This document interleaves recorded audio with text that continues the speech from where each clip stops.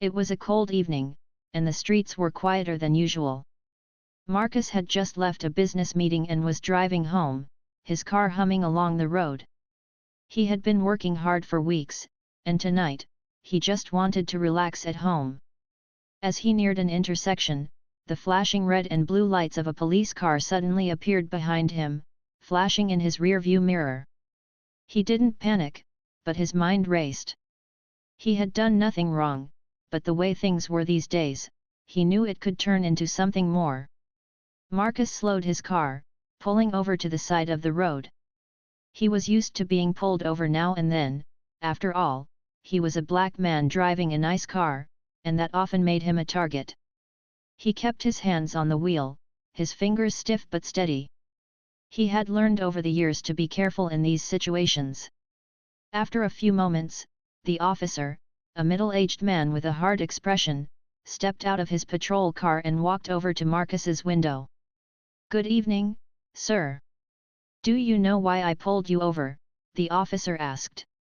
His voice was calm, but there was an edge to it. Marcus could see the way the officer's eyes scanned him, sizing him up, making assumptions before even speaking. "I'm not sure, officer. I was just driving home from a meeting," Marcus replied, his voice steady. He was trying to remain calm, but he could feel the tension in his chest. The officer didn't respond immediately. Instead, he asked Marcus for his driver's license and registration. Marcus handed over his papers, his fingers slightly trembling, but he kept his composure. The officer took them without saying anything else, walking back to his car. The next few days felt like a blur to Marcus. After the conversation with Sergeant Edwards, he was released from the station, but the events still weighed heavily on him. Even though he was free to go, he couldn't shake the feeling that he was living in a world that saw him differently, a world where the color of his skin could make him a target at any moment. His confidence, which had been so steady before, now felt shaken, and the anger that had simmered inside him seemed to rise again every time he thought about what had happened. Back at his apartment, Marcus tried to focus on work, but the image of the officer's face, cold, judgmental, and dismissive, kept flashing in his mind. He knew the investigation was ongoing, but he wasn't sure how far it would go. Would the department really take action? Or would this just be another case swept under the rug, another story of someone like him being mistreated with no real consequences for those who did it? The days that followed were a whirlwind for Marcus. After the meeting with Sergeant Edwards, he felt like he was caught between two worlds. On one hand, the investigation into Officer Daniels's actions was moving forward, and there was a real chance for justice. On the other hand, Marcus couldn't shake the lingering frustration and anger. His mind was never far from that night, the way Officer Daniels had treated him, the way he had been wrongfully arrested, and how, even in a situation where he was trying to stay calm, his identity had made him a target. Marcus spent a lot of time reflecting on what had happened, but also on what needed to happen next. He knew the fight wasn't over. Even if Daniels was held accountable, even if the department took the necessary actions, there were so many more people out there who had experienced the same thing, people who didn't have the support or resources to stand up for themselves. The system had failed him, but he was determined to make sure it didn't continue to fail others. Over the next few weeks, things began to unfold at a faster pace. The public had caught wind of the story. News outlets had picked up on the injustice Marcus had faced, and soon the story was being discussed in homes and offices everywhere. Protests and rallies started to pop up in support of Marcus, with signs calling for justice for him and for everyone who had been mistreated by the system. Marcus couldn't believe the outpouring of support. At first, he had just wanted to go about his life without drawing attention to himself. But now, he realized how much this moment meant. It wasn't just his fight anymore, it was a fight for change, a fight for everyone who had ever been wronged. He couldn't ignore the impact the case was having. He was being contacted by various advocacy groups, asking if he would speak at rallies, share his story, or help push for legislative change. Marcus had always been a private person, preferring to work in the shadows rather than be in the spotlight. But now, it felt different. He knew this wasn't just about him anymore. This was bigger than a single arrest. It was about changing the way law enforcement interacted with the people they were sworn to protect. It was about accountability, fairness, and ensuring that everyone, no matter their background, was treated with respect and dignity. Marcus began to take part in the public discussions, using his voice to shed light on the issues that had plagued him and countless others. He spoke at town hall meetings, participated in interviews, and sat down with community leaders to talk about what needed to be done. Each time, he shared his experience, but he also focused on solutions, pushing for better training for police officers, more transparency in investigations, and stronger oversight to ensure that law enforcement followed the law rather than bent it. At the same time, the internal investigation into Officer Daniels's conduct was progressing.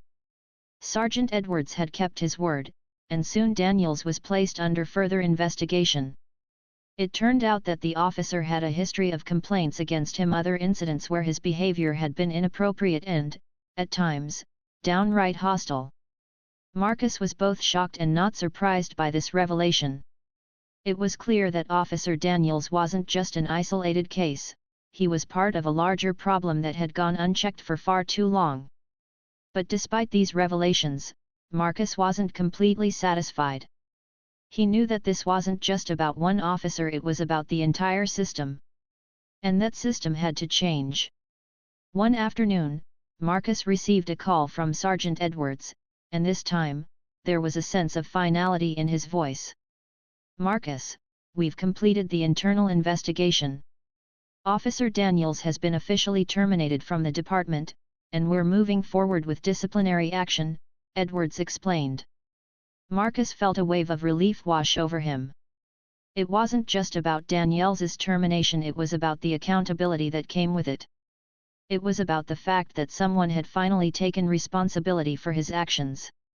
"That's good to hear," Marcus said, his voice steady but filled with emotion. "But I hope this is just the beginning. There's a lot more work to be done." Edwards agreed. "We're taking steps to ensure that this doesn't happen again. There are policy changes being discussed, and we're working on improving our training to address biases and make sure that officers are held to a higher standard. It's a long road, but we're committed to making things better." Marcus took a deep breath, feeling the weight of the moment. He knew that this was a small victory, but it was one that could have a ripple effect. If this case could lead to systemic changes, to real accountability within the police force, it would have been worth it. But there was still so much to do. Marcus wasn't ready to rest just yet. He continued speaking out, using his platform to advocate for the changes he knew were necessary. He met with lawmakers to discuss policy reforms, pushing for stronger civilian oversight, for greater transparency, and for measures that would ensure law enforcement was serving all communities equally, without prejudice or bias. Slowly, but surely, the conversation was shifting. People were starting to listen, and even though it was an uphill battle, Marcus could see that things were changing. The tide was turning, and with it, the hope for a future where the system treated everyone fairly, regardless of their skin color or background. Then, one evening, Marcus stood in front of a crowd at a rally, speaking about his experience. He could feel the energy of the crowd, their support, their anger, and their desire for change. He talked about that night, about the wrongful arrest, but he also talked about hope, about the possibility for a better future. "Change doesn't come easy," Marcus said, his voice carrying over the crowd. "But it starts with people like us. People who refuse to stay silent. People who demand better, not just for themselves, but for everyone. We're all in this together, and together, we can make a difference." The crowd erupted in applause, their voices a chorus of unity and strength. It was in that moment that Marcus realized just how far he had come. From that night, from that moment of fear and anger, he had transformed that energy into something positive. He had turned his pain into power, and through his actions, he was helping to change the world. As the rally continued, Marcus stood tall, feeling the weight of what he had accomplished. He wasn't just a victim of the system, he was a force for change. And no matter what the future held, he knew that he had made a difference. The road ahead would still have challenges, but Marcus was ready for whatever came next. He had fought for justice, and he would continue to fight for a world where everyone, no matter who they were, could feel safe and respected. He tried to push those thoughts aside, but they were hard to ignore. The truth was, he had been wronged, and no amount of work could distract him from that. He had been humiliated, arrested without cause, and treated like a criminal, all because of the color of his skin. But he wasn't just going to sit back and accept it. He couldn't.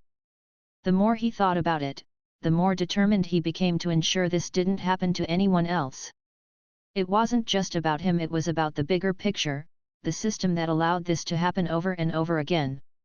The phone rang, breaking his train of thought. It was Sergeant Edwards.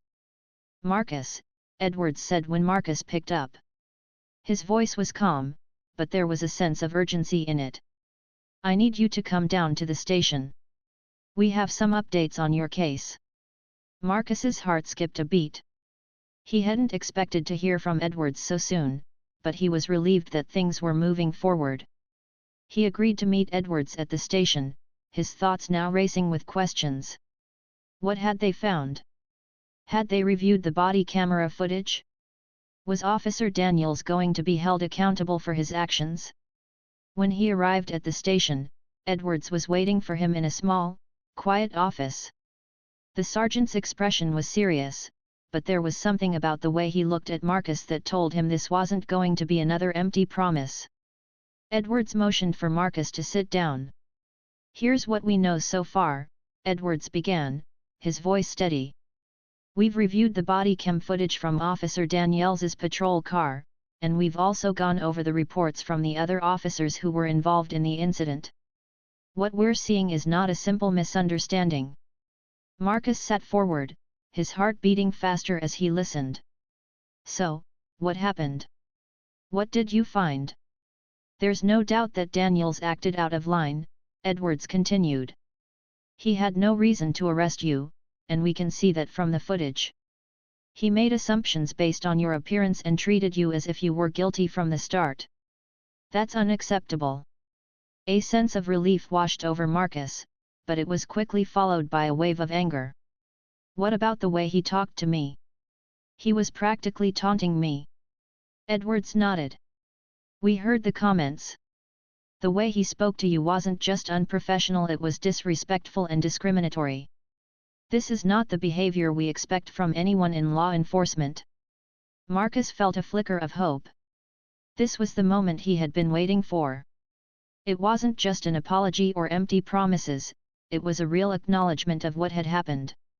For the first time in a long while, he felt like the system might actually be working in his favor. "But what happens now?" Marcus asked, his voice still filled with uncertainty. "What kind of consequences is Daniels facing?" "That's where it gets tricky," Edwards said.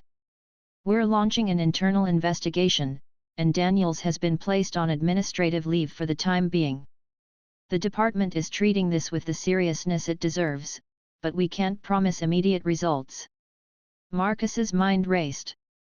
He knew this was just the beginning, and he wasn't naive enough to believe that everything would be fixed overnight. Still, the fact that the department was acknowledging the issue, at least publicly, gave him hope.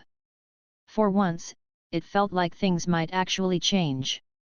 "Thank you for keeping me in the loop," Marcus said. "I don't want anyone else to go through what I did. I want to make sure this doesn't happen again." Edwards looked at him with a mixture of respect and understanding. "That's why we're here.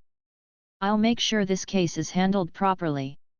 And if you want to be involved in the process, you have a right to be. We'll need your statement, and if you're willing, you can help us push for accountability." Marcus nodded. He knew that this was his chance to make a real difference.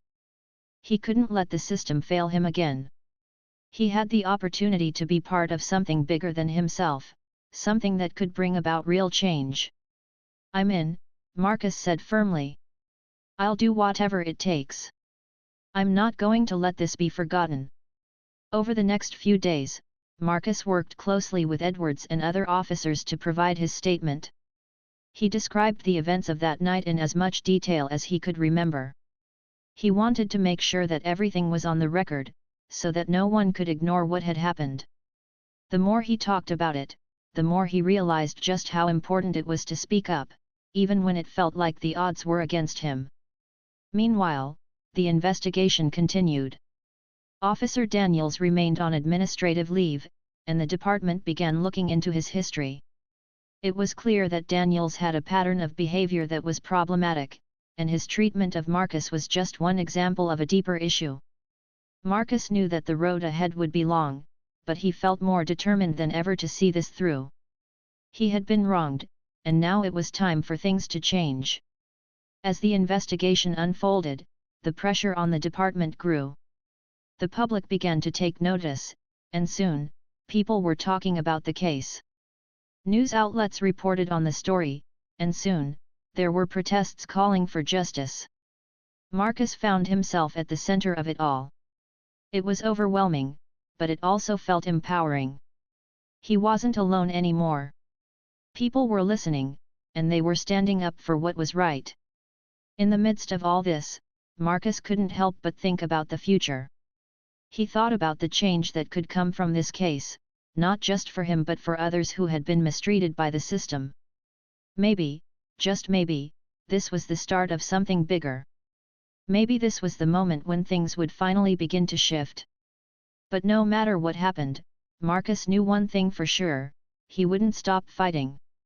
He would stand tall, not just for himself, but for everyone who had ever been overlooked, ignored, or mistreated. This fight was bigger than one man. It was a fight for justice, and Marcus was ready to see it through to the end. Marcus sat in the silence of his car, the streetlights casting long shadows on the road. He wondered what was taking so long. He had been stopped before, but never like this. There was something in the officer's body language that made him uneasy. The officer had barely spoken to him, and when he had, it felt more like an interrogation than a routine stop. Marcus was shoved into the back of the police car, the metal door slamming shut with a sharp clang. He sat in the back seat, his hands still cuffed behind him, feeling the weight of the situation settle on his chest. He could hear the officer's footsteps fading as he walked back to his patrol car, his tires crunching on the gravel as he moved away. The lights from the police car continued to flash outside, casting an eerie glow against the dark sky. The air felt heavy, thick with tension. The minutes seemed to stretch into hours as Marcus sat in the small, sterile room. His mind wandered, but his thoughts never seemed to settle. He couldn't shake the feeling that something was wrong, that this situation wasn't just about the traffic stop anymore. It was bigger than that. It was about the assumptions that people made about him before even getting to know him, about the way he was treated simply because of his skin color. Marcus knew the officer had been wrong, and he knew that he had to stay strong. He couldn't let this moment define him or let it destroy the progress he had worked so hard to achieve in his life. But still, the frustration gnawed at him. He had been doing everything right, driving carefully, following the rules, but none of that mattered. The officer had already made up his mind.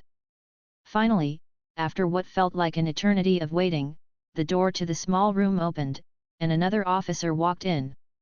This one was taller, with a calm demeanor and a clear sense of authority in the way he carried himself. He wore a crisp uniform, his badge shining under the harsh fluorescent lights. Marcus recognized the change in tone immediately. This officer wasn't like Daniels. There was something different about him. He seemed less interested in judging and more focused on solving the problem. "Good evening," the officer said, his voice steady and respectful. "I'm Sergeant Edwards. I've been assigned to handle this case." Marcus looked up at him, unsure of what to expect. He had no idea whether this officer would be any different. But after his experience with Officer Daniels, he was willing to hold out some hope. "Sergeant," Marcus said, his voice calm, though his hands were still tightly bound by the cuffs. "I need to understand what's going on here. Why was I arrested? Sergeant Edwards paused for a moment, studying Marcus's face. He didn't seem to rush to answer, which was a relief to Marcus. At least this officer wasn't immediately defensive. You were arrested on suspicion of interference with an officer, Edwards said slowly, choosing his words carefully.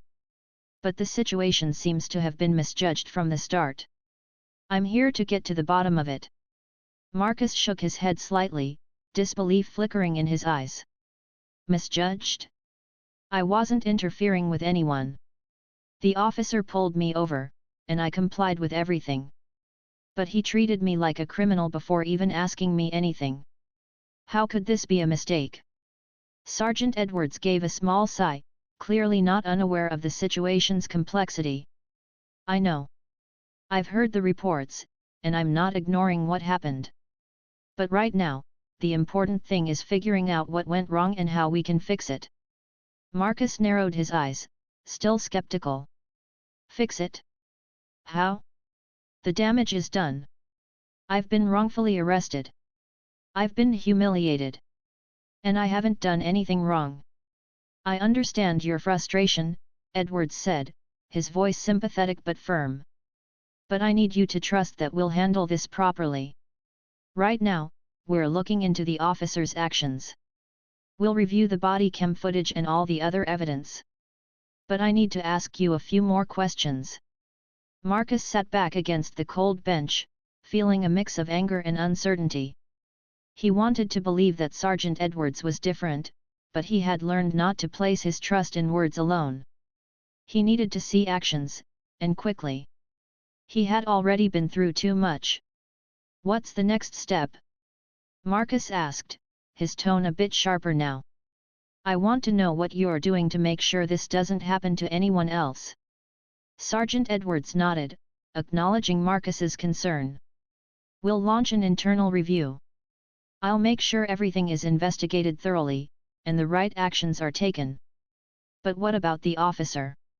Marcus pressed, not wanting to leave anything to chance. What happens to him? Edwards hesitated for a moment, a flicker of something passing through his eyes. He'll be investigated as well. If his actions are found to be in violation of department policy, there will be consequences. I can't promise anything right now, but I can assure you that the situation is being handled with the seriousness it deserves. Marcus wasn't sure what to think of that. He had heard those kinds of promises before, but rarely did they amount to real change. He'd seen officers get away with things because of the system that protected them. But this time, something felt different. Edwards didn't seem like someone who would let the situation slip by unnoticed. At least, that's what Marcus hoped. As the conversation continued, the officer seemed to focus more on asking about Marcus's background and his work, as if trying to piece together what had happened that night.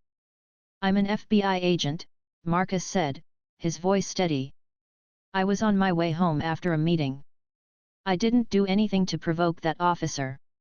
He pulled me over, started questioning me, and then arrested me without reason. Sergeant Edwards nodded thoughtfully. I see.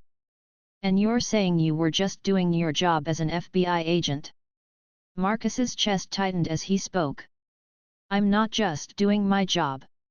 I'm a human being. I have rights.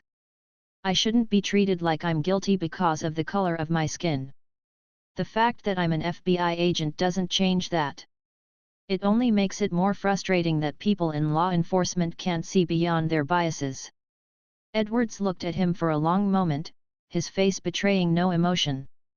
You're right. That's something that needs to change, and it will take all of us working together to make sure it does.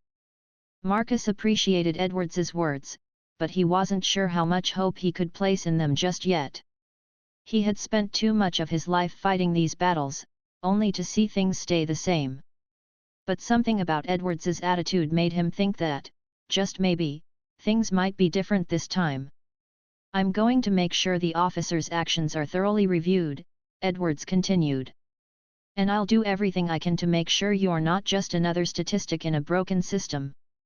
Marcus nodded, feeling the weight of the moment settle on him.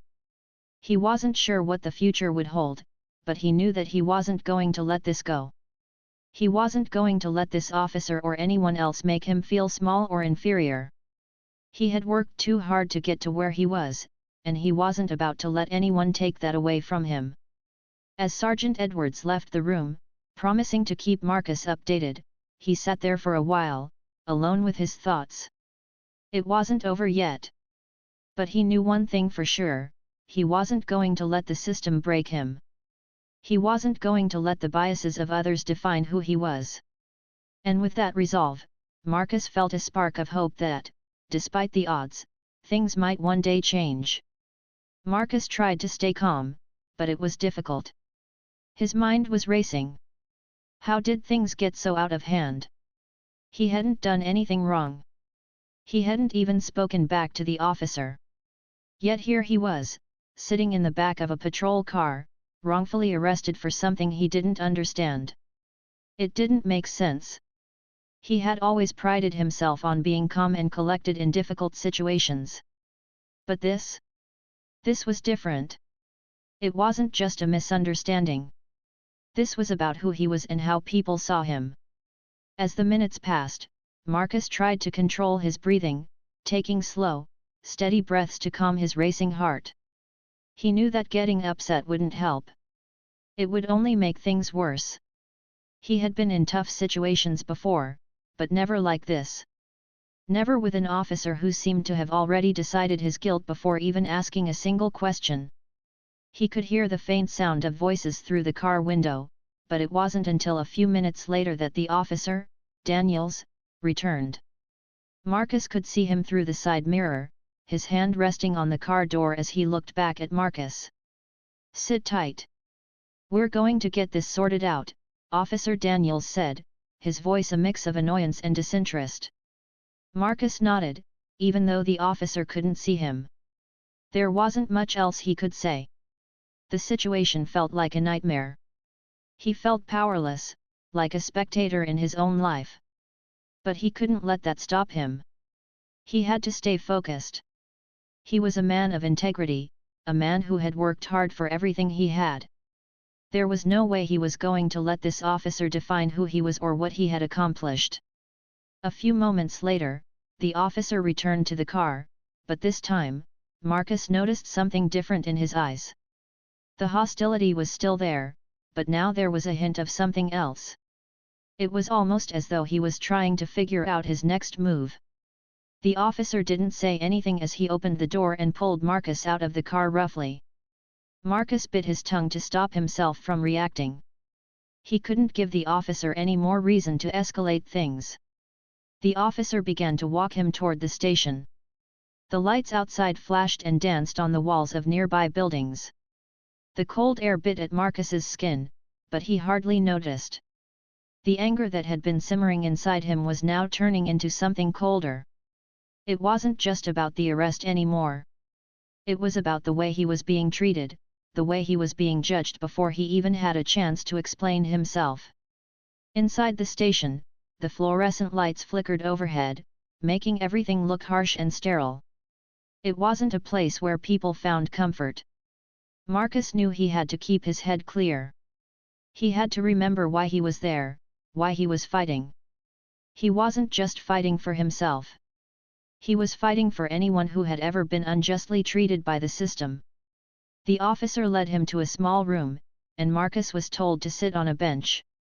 There was no warmth in the room, just cold walls and a cold floor. He looked around, but the space felt empty, sterile. The officer who had arrested him walked out without a word, leaving Marcus alone with his thoughts. He could hear the sounds of police radios buzzing in the background, but nothing about the place made him feel any safer. He felt isolated, alone. Minutes passed, but they felt like hours. Marcus kept thinking about his life, his career, and everything that had brought him to this point. He was a man of integrity, someone who worked hard to climb the ladder and build something for himself. And yet here he was, treated as if he were nothing more than a criminal. He thought about how many other people had faced this kind of situation, people who didn't have the means to fight back, people who were seen as less than because of the color of their skin. Finally, after what felt like an eternity, a second officer entered the room. This one was different. His uniform was crisp, and he walked with confidence. He didn't look at Marcus with disdain or judgment. Instead, he spoke calmly, his tone measured but firm. "I'm Sergeant Edwards. I'm going to be handling this from here on out," the officer said. Marcus nodded, glad that someone seemed to be taking the situation seriously. But even then, he knew that things weren't over. He still didn't understand why he had been arrested in the first place. The confusion, the anger, all of it was still boiling inside of him. "I need to know why I'm being treated like this," Marcus said, his voice quiet but firm. Sergeant Edwards raised an eyebrow, clearly surprised by Marcus's calm demeanor. "I'm going to be honest with you," the sergeant said. "It looks like this was a mistake. But we'll get to the bottom of it." Marcus couldn't hide the skepticism in his eyes. He had heard it all before. "A mistake," he repeated. "This isn't just a mistake. I've been wrongly arrested. I didn't do anything wrong." "I know," Sergeant Edwards said. "But right now, we need to figure out what happened and why. I'm sure you understand that." He paused. "I just want to ask you some questions." Marcus leaned back against the cold metal of the bench, his hands still cuffed. He wasn't sure what to expect, but he knew that he had to keep his composure. This wasn't just about him anymore. This was about more than one man being wrongfully accused. This was about the system, and Marcus knew that the only way to change things was to stand up, even when it felt impossible. Sergeant Edwards stepped closer, but before he could say anything else, Marcus spoke up. "I'm not going to let this slide. I want to make sure that officer is held accountable for what he did." Edwards looked at him with a mixture of understanding and concern. "I understand. But right now, I need you to trust me. I'll make sure this is handled properly." But Marcus wasn't convinced. How many times had he heard those words before? "I'll trust you when I see action," he said quietly. Sergeant Edwards nodded, a subtle sign that he understood Marcus's frustration. "I'll make sure of it. You have my word." The words didn't bring Marcus much comfort. He had learned not to trust promises too easily, especially when they came from a system that had too often failed people like him. But for now, he had no choice but to wait. All he could do was keep his head down, stay calm, and hope that this time, something would be different. The journey was far from over, but Marcus wasn't going to let it break him. Not now, not ever. As the seconds stretched into minutes, Marcus's mind began to wander. He thought about the meetings he had just left and the work ahead. He thought about his family, his friends, and the life he had worked so hard to build. Marcus had always tried to be the best at what he did. He had built a career for himself, one where he wasn't just seen as a black man but as someone capable, someone intelligent, someone worthy of respect. But the world didn't always see him that way. The officer finally returned to Marcus's car, holding the papers in his hand. He didn't offer them right away. Instead, he looked Marcus up and down as though he were seeing him for the first time, as though he were sizing up something dangerous. "You know," the officer began, his tone now sharp, "you're driving a nice car for someone who looks like you." The comment hung in the air like a bad smell. Marcus's jaw tightened, and he felt a cold rush of anger. He had heard similar things before, comments disguised as jokes or questions that were anything but friendly. He bit his tongue, reminding himself to stay calm. It was one thing to deal with bias from strangers, but a police officer? "I've worked hard for this car, officer," Marcus replied quietly, keeping his voice steady, though his patience was wearing thin. "Just like I've worked hard for everything I have." The officer didn't seem to care about his response. Instead, he took another step forward, leaning down slightly, his face now only inches away from Marcus's. The officer's eyes narrowed, and his voice dropped lower, almost to a whisper. "I've seen your kind before. Think you can just walk around here with no consequences?" Marcus's heart began to race. He felt a cold wave of disbelief wash over him. What was this officer implying? The assumption was clear: he wasn't being stopped for a traffic violation. No, this was about something else, something far more dangerous. The officer wasn't interested in hearing Marcus's side, he was too busy letting his prejudices take control. "I'm sorry, but I don't think I understand," Marcus said, keeping his voice as even as he could. He was trying his best not to let the frustration show. The officer didn't answer. Instead, he turned and walked back to his car, but Marcus could see him glancing back over his shoulder, still eyeing him with suspicion. For a brief moment, Marcus thought about driving off, but he knew better. He had to stay put. In these situations, staying calm was often the best thing you could do, even if it felt like the walls were closing in. Minutes passed. The silence was oppressive. Then, finally, the officer returned, holding a small notepad in his hand. His eyes were colder now, and his voice even sharper. "You're under arrest," the officer said, the words feeling like a slap in the face. Marcus blinked, confused. "What? Why?" The officer didn't answer. Instead, he reached into his belt and grabbed a pair of handcuffs. "You're resisting arrest.